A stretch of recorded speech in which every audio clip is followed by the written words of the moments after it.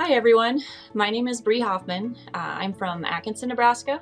I have a son, Jack, who is 17, who is diagnosed with pediatric low-grade glioma at the age of 5.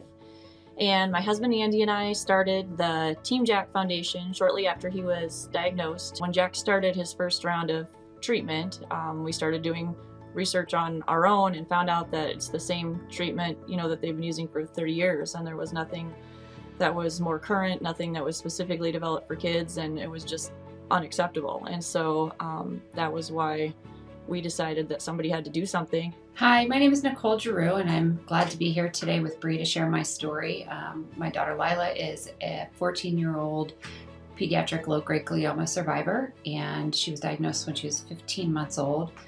We live in Washington, D.C., and we started the Lila Bean Foundation for Pediatric Brain Cancer Research 12 years ago in her honor. Shortly after Lila was diagnosed, I realized what little funding there was for the disease that my daughter had been diagnosed with, and I felt very strongly that I needed to do something.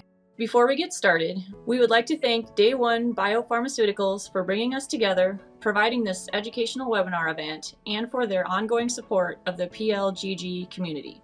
Please note that this webinar does not provide medical advice and is for educational purposes only. Content discussed is not intended to be a substitute for medical advice or health diagnosis. Always seek the advice of a physician or qualified healthcare provider regarding any questions related to your or your child's condition or treatments. Day One Biopharmaceuticals is proud to collaborate with many childhood cancer foundations. The perspectives that Nicole and I will share today represent our own opinions and experiences and not those of Day One. We have not been compensated for our time to participate in this event.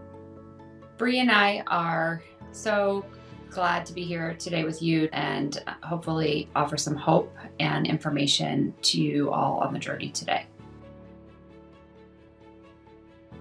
Jack was a normal preschool age boy up until the point he was diagnosed. We didn't suspect that anything was wrong at all until one morning he was eating breakfast and all of a sudden stopped responding to us and wasn't able to answer us. And so we took him to our local emergency room where he had a 30-minute grand mal seizure. It was very traumatic, obviously, but he was intubated and life flighted to our closest children's hospital, which is in Omaha, which is a 4-hour drive from us. And so we got there, and then he was diagnosed with actually originally HSV encephalitis. They thought he had lesions on both sides of his brain, and so we were treated for 3 weeks with antiviral medicine.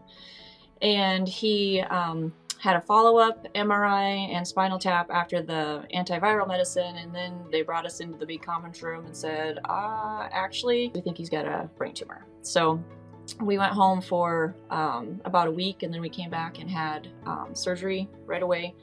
And then, after our pathology came back, they said he's got, a pediatric low-grade glioma. So, Nicole, how did you find out that Lila had a brain tumor?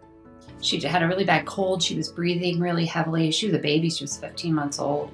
She couldn't communicate anything. And she had just started walking, but then all of a sudden she was really off balance and just couldn't put a couple steps together. And also her right hand was in a fist, had been in a fist for a couple weeks. We went to the ER once or twice. We'd been to the pediatrician. And finally, one day I just said, this is not right. We went in for a CAT scan, and sure enough, the words that no parent wants to hear, the radiologist came out and said, she has a mass in her head. And it was a couple days before we got pathology back, and we had to get a couple opinions. They weren't really sure. They felt like it was teetering on, between high grade and low grade. Really had to kind of determine what it was in order to treat it.